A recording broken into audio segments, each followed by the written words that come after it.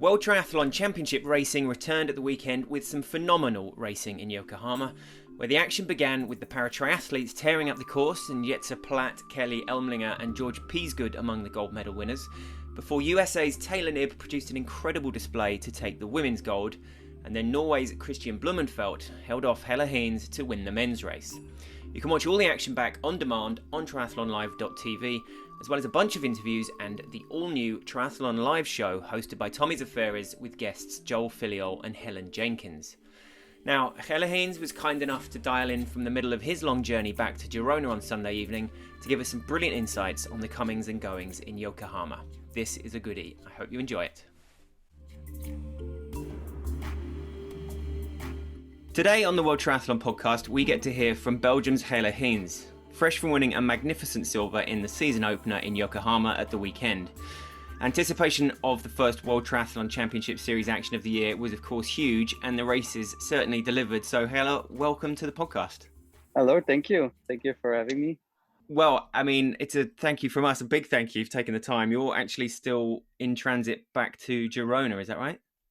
Yeah, correct. I'm in Paris now, in Charles de Gaulle Airport. We just had the long flight from Tokyo to here, and now it's a 5-hour layover, two and a half more hours, and then flight to Barcelona, and then a 1-hour drive to home. So it will be a long one.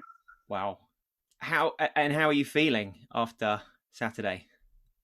Well, yeah, feeling good. Well, like physically, happy with the result. Physically, yeah, I'm a bit tired. My muscles are a bit sore, and especially after that long flight. But it's not too bad actually. It's okay. I've had worse after races. So actually it's already night as well again now in Tokyo. So that's why I'm a bit tired at the moment, I think. Yeah, for sure. Well, and I mean, the race build-up was quite unique as well. Obviously, like, you know, want to talk about that a bit as well. But obviously, this is a great opportunity while it's all still so fresh to go back over the race, really. And you know, let's start with the swim, I guess. What happened out there with the swim? Yeah, I don't know. Well, obviously the swim has always been, and it's still my weakest leg of the triathlon. But well, this time I really had a terrible swim, and I think I made a bit of a tactical error in the beginning where I first joined more the right group, and then at one point something in my mind said, okay, no, I'm gonna join the left group, and so I went all the way to the left, and then ended up being in the back there of that small group. And then we also didn't go straight towards the buoy, so we swam a bit extra. And then at first buoy I was like, oh, this is not good. I was quite far behind, and then I just tried to do my best and try to get still as many move forward as many positions as possible. But yeah, I came out of the water, and I knew it was gonna be a hard bike ride to get back into the race.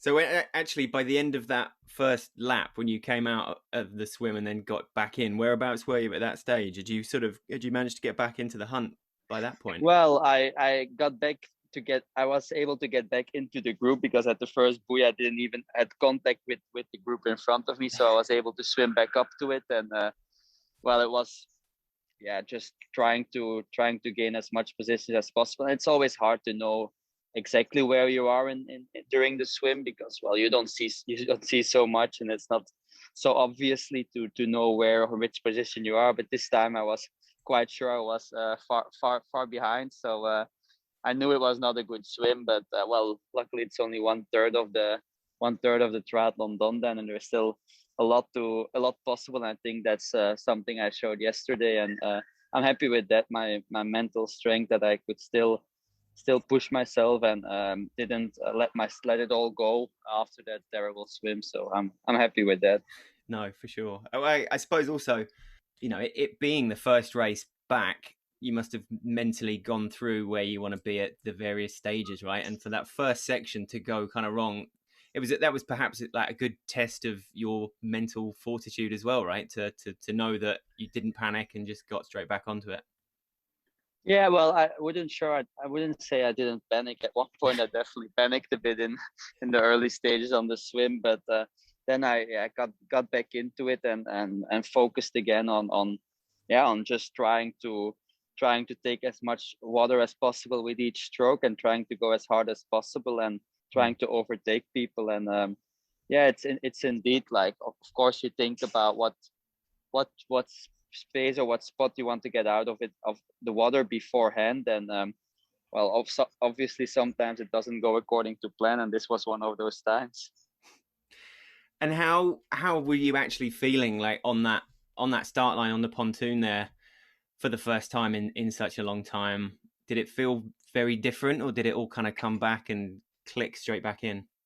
No, it actually came all like it felt normal again. I felt very familiar and familiar faces. And yeah, it's also good for me that there is always a lot of people I train with that's also there on the race. So every race actually kind of feels very familiar. And well, you're actually racing with your friends, so that makes it that the build up towards the race is less nervous, I would say, than maybe before I joined the Joel Filial group. So it's always nice to be on a start line, and it still felt familiar, although it was 6 months ago that we raced last time.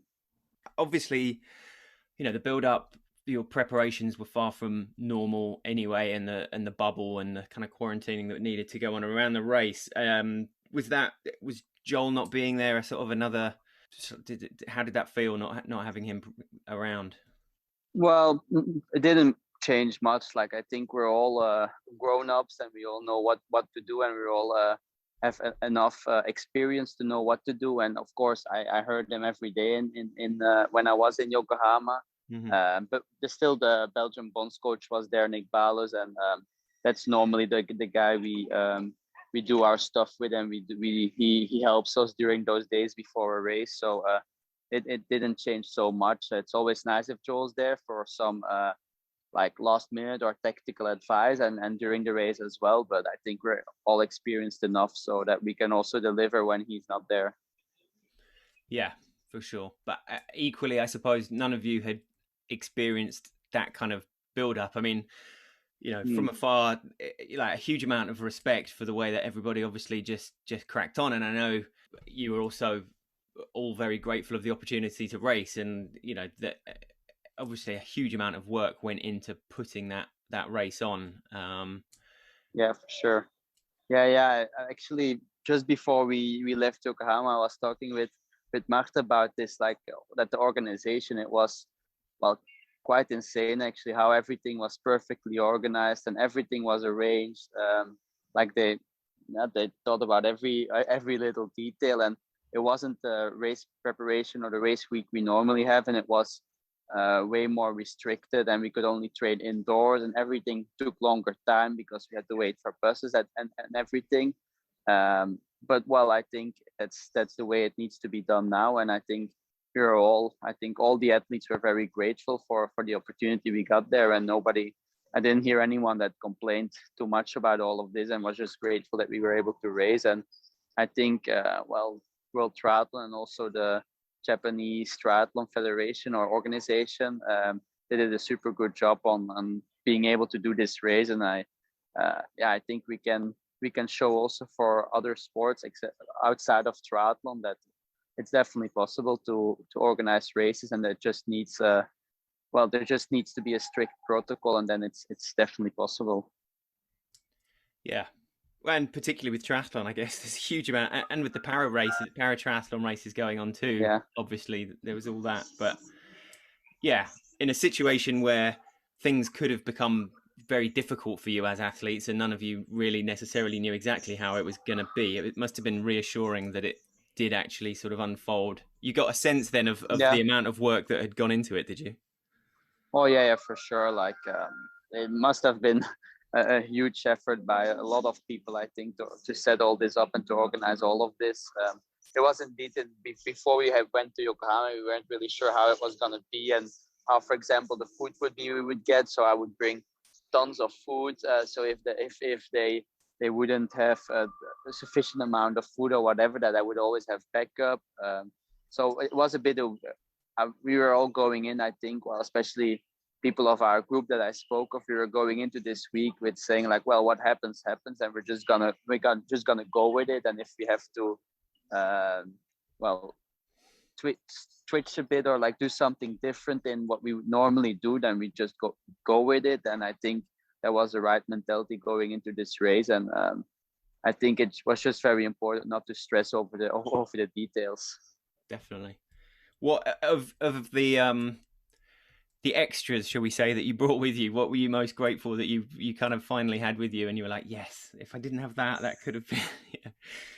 Um, actually, in the end, I don't think I needed much of the stuff. I had way too much with me. Yeah. Actually, I didn't have enough luggage going the way back, so our bonds coach took a lot of our food with me because otherwise it would just have been two waste. So now he's gonna use it, and his kids are gonna be grateful, I think. But I did eat some more of my rice that I had, and then also I brought some chocolate, which was good.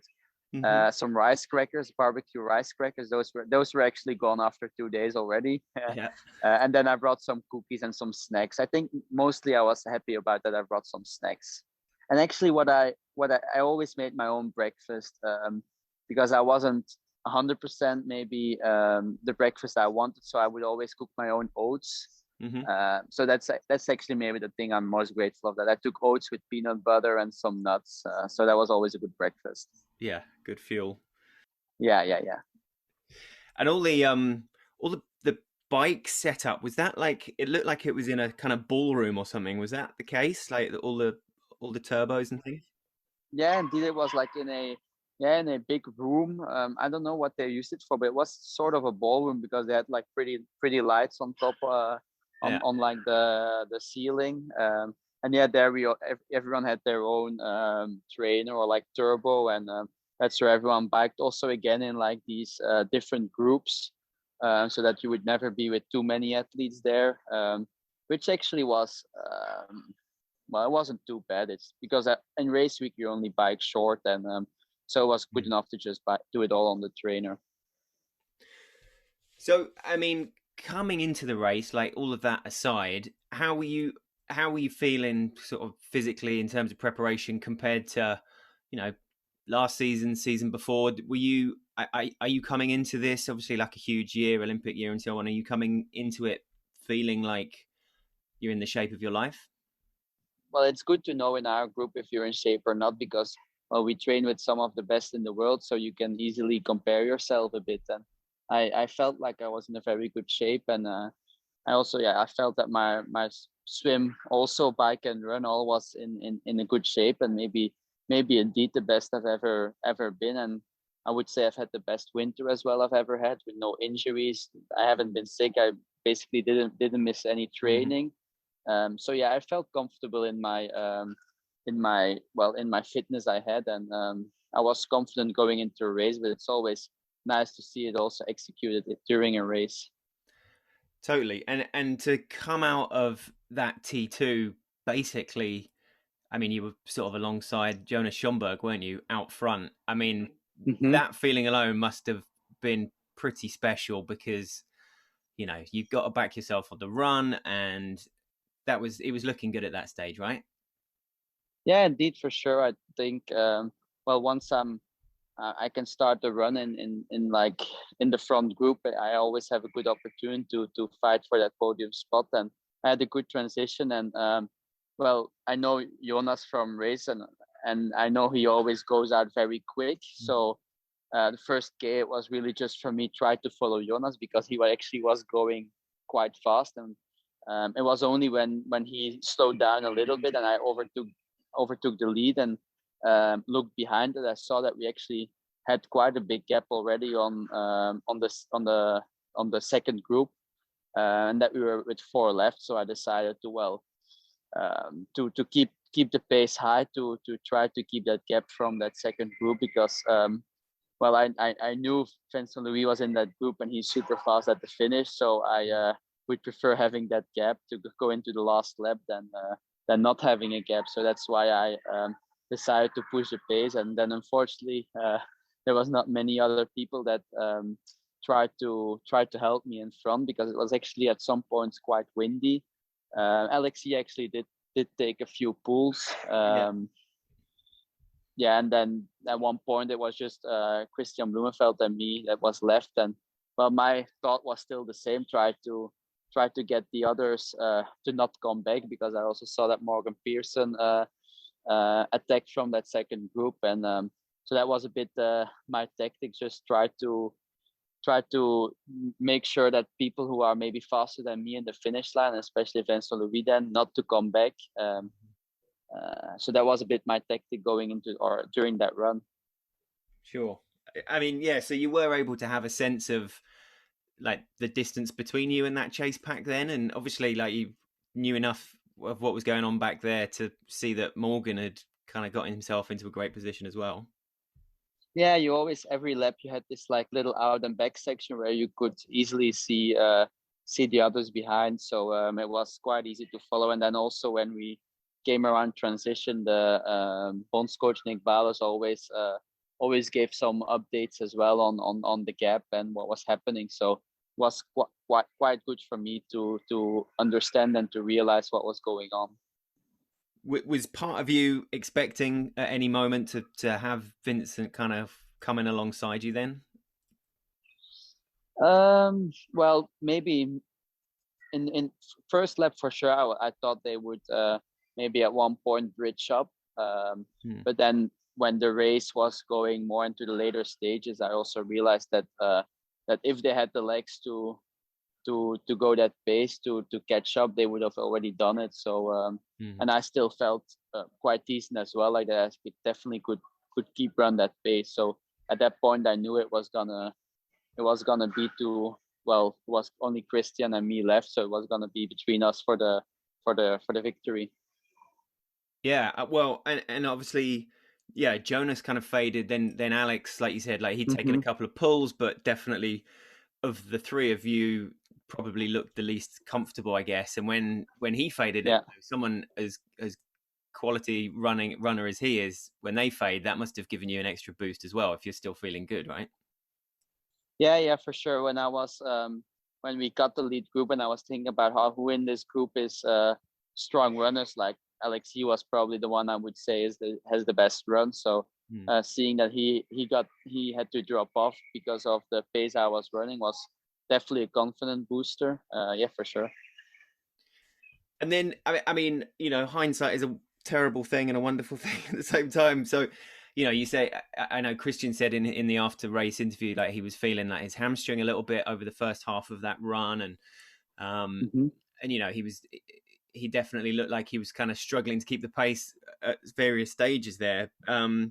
Would you have kind of did you have enough in you? Like, would you have put the pace down a little bit harder, a bit earlier, ideally? If Well, to be honest, I was also feeling that I had still quite a bit left, and I could definitely still accelerate. But then also I could feel when I sometimes throughout that run, I would after corners accelerate a bit, and I was feeling that the legs were getting a bit tired actually going into that last lap.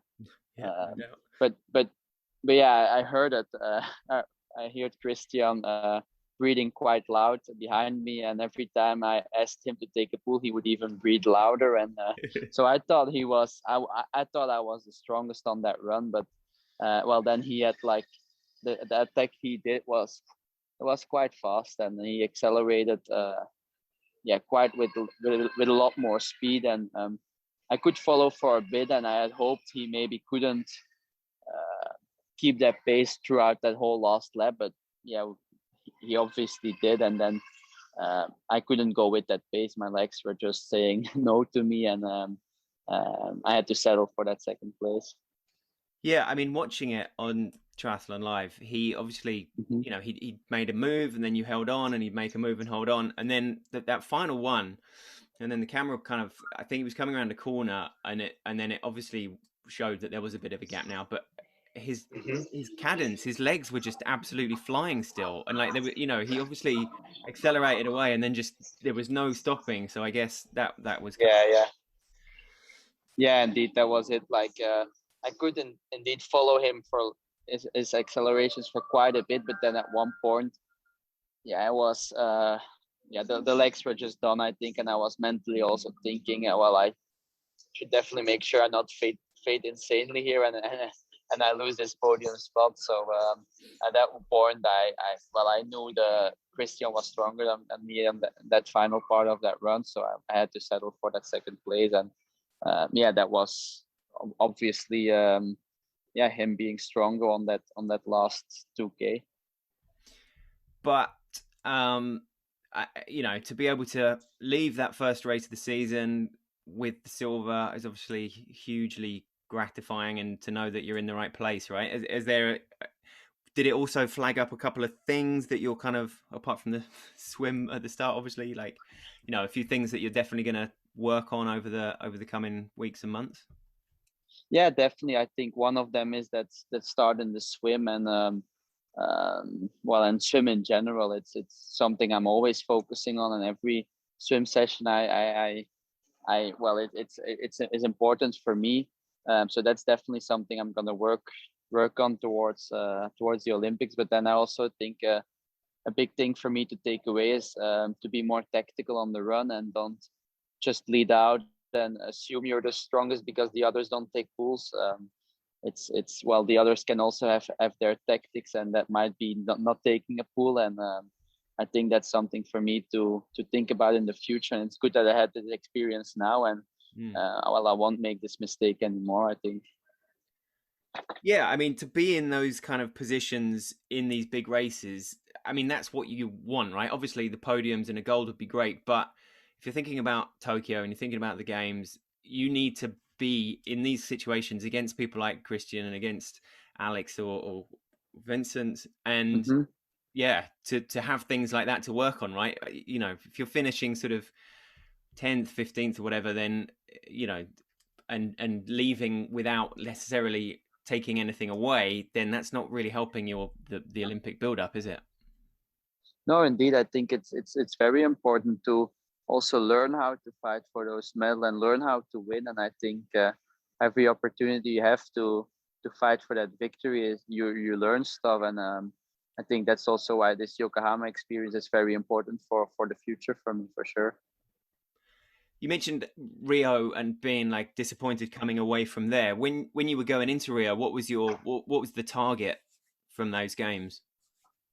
Oh, it was obviously was still quite young, and I was still quite new in the elite WTS circuit. But the year before, in 2015, I finished 8th in the grand final. It was by far my biggest achievement by then. But I did prove there that I, in a good day, could fight for that top 10 position. And I wouldn't say top 10 was my ambition for Rio, but definitely maybe the top 16 or something. But I basically lost the whole race there in the swim in Rio.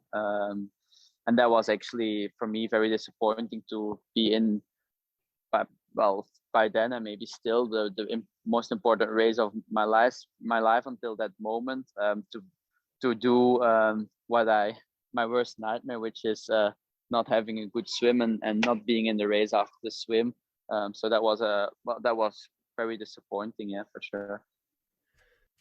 And again, another brilliant learning, right? I mean, so Tokyo will be your second games, that first podium. So really, that Olympic podium is what you're aiming at, obviously.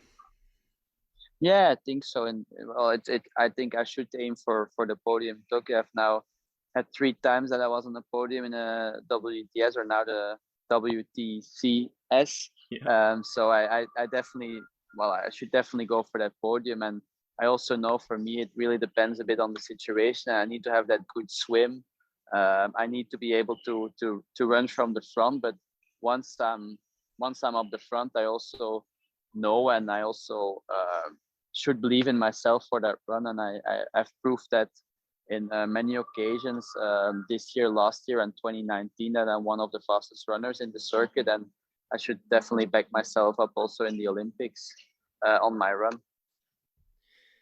And it must be gratifying, like, I suppose, looking back, was that World Cup win in Antwerp in 2018 and that Montreal series win in 2019, the big steps are coming at the right time. Would you say? And like, you know, that it must be gratifying knowing that progress when you need it is coming, and everything feels like it's moving in the right direction. Yeah, I think so. I think indeed, the World Cup win in Antwerp in 2018, the first World Cup in Belgium in, I would say, ever, or in a very long time. To win that one was very special, and also the my mindset there, where it was an insanely long sprint. At one point, I thought I lost it, but then I still came back. Like my mental strength there, I took a lot of learnings from that race. And Mm-hmm. that winter, I actually had a very good winter. And I knew going into the 2019 season by training with Mario, Mola, Vince Luis, that I had the potential of getting a podium, and that I had to run to be able to get on that podium, and to then, after some races where I struggled in early 2019, then come with that win. And with the week after, the third place in Hamburg, that was for me a bit of eye opener. And from that point on, I knew that I'm capable of getting those podium spots and be capable to really race with the best in the world. And so yeah, that was a lot big learning curve. And it's good to know in training that you're good, but it's even better to prove it in races, of course. Totally. But I mean, right now there's a lot of you that are absolute medal contenders going into every race, right? I mean, the Yeah. competition is fierce. It's quite incredible when you look at those sort of top 15, top 20 on a start list, and you just have no idea who's going to win it. Yeah, indeed. I think those last couple of years, um, there's always so many people that can win a race and that are yeah, contenders for the podium. I think 2019 proved what we had. I think only Jacob Bertels was the only one to win 2 WTS races that year, and all the rest were all different people. So that, I think that says enough. And I think we're still um, now in 2021, and I think still there is a lot of people that can win a race and that can be on the podium. You have, of course, people that are more favorite than other people, I would say, but yeah, indeed, there is I think there is yeah, maybe 20 people that can get on a podium, and the top in triathlon is at the moment is very big, I would say. As is the sort of, you know, it seems clear that the level of respect between you guys at the top is very strong, and the atmosphere in Yokohama from a distance, admittedly, looked good. Everyone was kind of, you know, Yeah. and then now, you know, you're going back with your training group, with Martin, with Vincent, and you're Hmm. obviously all very close and so on. But you know, at the same time, you're all desperate for that world title and that Olympic gold medal, right? Yeah, for sure. It's a bit yeah, it's like this.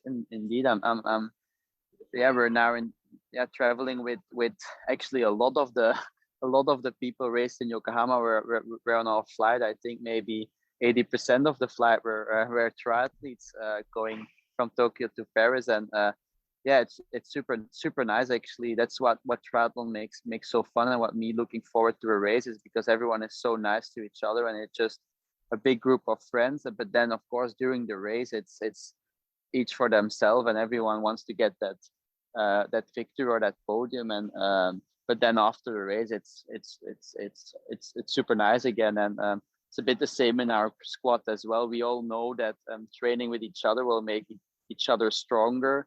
On race day, of course, you're competitors, but then before and after the race, you're just friends and training partners, and that makes racing so nice. Yeah, yeah, and it's down to you on the day, obviously, and if it's someone else that wins, then you just kind of accept it and respect. And Yeah, then they're stronger on the day. It's in triathlon, it's often very easy, and often the strongest wins. So there is not much to blame but yourself, or so yeah, you just have to accept it, I think, and move on, and next race is a new opportunity. the atmosphere after the race in Yokohama, how was obviously Martin was very happy as well. He had a great race. How was Vincent, for example? Like, did he was it like a sort of just didn't have the legs in the run there, like you said, to bridge up to you guys? Yeah, yeah, indeed, he just didn't have maybe the legs he had hoped for on that day, but that doesn't mean that that he's not happy or not enjoying being in Yokohama after that race. So even after the race, it was still a lot of fun, and we were all together with Vince and Marta at the doping control, and then afterwards packing the bike. So yeah, it was a good atmosphere after the race as well. And now back to Girona, obviously. What's a big weekend for the Hammers, Belgium Hammers on Sunday? Yeah. Yeah. Well, Oh, on not Sunday, Friday is the Friday. mixed relay, actually. Yeah, Yeah. indeed.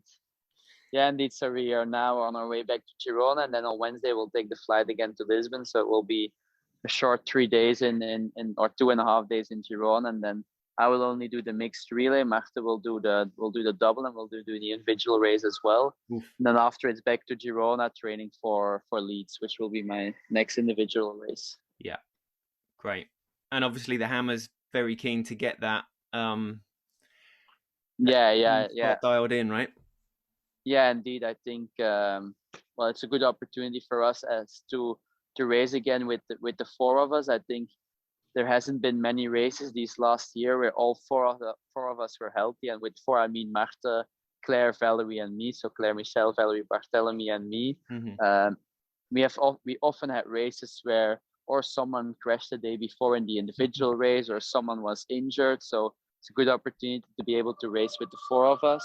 Um, I think we're quite sure to be able to do the relay in the Olympics as well, because we have both 2 men and 2 women individually qualified. So that means we can also send a team. But it will be good to have another race opportunity, and to try a bit out the tactics we want to do in Tokyo. So it's a good opportunity for us, and I think I think we should really also for this race aim for that podium, and then try to, like just as we just said before with the individual race, try to learn a bit how to race for those podium spots and for the victory, and that will make us stronger or more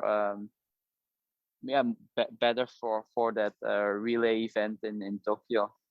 Yeah. Hammer down, as Claire said. Hammer down. Yeah. I mean, nice. You guys, compared to a lot of the teams, there's considerably more consistency to your lineup, right? The four of you, it tends to be. That must be nice to have that. Yeah, I think. Yeah, indeed. I think in Belgium, well, it's good for us, for our 4 athletes, that we're always quite sure, of course, except for injuries and stuff, that we can do the relay, and that means that we can also practice a lot with these 4 of us. But then, of course, the negative side of it is if one is injured, then it's hard for us, because we have a lot of good talent coming up, but they're still quite young, and they're still maybe not yet at that level that the 4 of us have. But we're also like our federation is really working hard for this, and there is a lot of opportunities for these young people, the young triathletes in Belgium at the moment, to for Paris, or maybe for LA afterwards. So it's also a work in progress there, and I think our federation is doing great work there. Yeah, and for you guys, once when the individual races are done in Tokyo, and where you're standing in those, and then there's, I guess, 3-4 days between that and the relay, and then obviously a whole another chance to either sort of just to get that possibly another or Olympic medal like that, and that is a very unique build up to the mixed relay as well, isn't it? Obviously. Yeah, indeed, it brings a whole new event and a whole new perspective to the Olympics. It's not done after individual race this time, and we have 5 days, 4 days in between, and then the next day, so the 5th day, is the mixed relay. So it's in those 4 days, it's trying to recover as much and be ready for that mixed relay. And also, this is something we've never really done before. A 5-day break in between our individual and the relay. Normally it's a day after, or maybe 1 day in between maximum. So it's for me personally, it's good to have a bit more extra rest, because I'm always quite tired the day after an Olympic distance race, and I'm sometimes not so good if the mixed relay is a day after an Olympic distance or even a sprint distance race. So that's good, but yeah, it brings a whole new 12 more medals that you can win. Of course, four for each spot. So it's a big opportunity. I think it's a big step for triathlon to have that extra event on the Olympics. Yeah, absolutely. It's gonna be amazing. It's gonna be a hell of a build up as well. I think so. Yeah, I think so. And thank you very much for taking the time. You said obviously it was about 80% triathletes on your aeroplane. What can you paint a picture of where you are now? You're in Paris airport, is that right? Are there any of the guys still around you, or have you taken yourself off to a quiet corner? Yeah, I went a bit to I tried to find a bit of a more quiet spot, and it's only Marta sitting next to me now, and then I'm looking a bit around now, but I don't see any other triathletes at the moment. I think now as well, a lot of people went to different places, and probably a lot of the triathletes already took their flight to their final destination. Yeah. But we still have 2 hours to go before our flight. It's at 9 p.m. and I think now it's around 7. Yeah, it's 7:10. So we have 2 more hours to wait. So, but this chat made the wait go by a bit quicker. So that's good. Brilliant. All right, good. Well, to be of service. Thank you. Yeah, and I hope the rest of the travel goes well. Yeah, it should be fine. And best of luck in Lisbon. Thank you very much. Yeah, definitely. Thank you very much. All right, Jelle. Look forward to catching up with you again soon. Okay, thank you. So don't forget, all the individual and mixed relay action from Lisbon this weekend starts on Friday, and you can watch it all unfold on triathlonlive.tv. Thanks for listening.